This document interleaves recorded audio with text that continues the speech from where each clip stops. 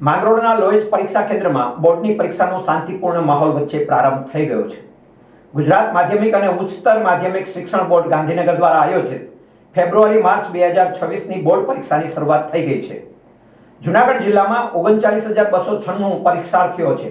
ત્યારે આજે પ્રથમ દિવસે ધોરણ 10માં ગુજરાતી અને ધોરણ 12માં અર્થશાસ્ત્ર વિષયની પરીક્ષાનો શુભારંભ થતા માંગરોળ તાલુકાની એસડીબી હાઈસ્કૂલ લોએજમાં ધોરણ 10 અને 12ના વિદ્યાર્થીઓ પરીક્ષા આપવા આવ્યા હતા. લોએજ પરીક્ષા કેન્દ્રમાં પરીક્ષા આપવા આવેલા પરીક્ષાર્થીઓનું કંકુ ચોખા તિલક કરી મીઠાઈ ખવડાવી મોં મીઠું કરાવી ભવ્ય સ્વાગત કરવામાં આવ્યું હતું. તમામ પરીક્ષાર્થીઓને તેમની પરીક્ષા માટે શુભેચ્છા પાઠવવામાં આવી હતી.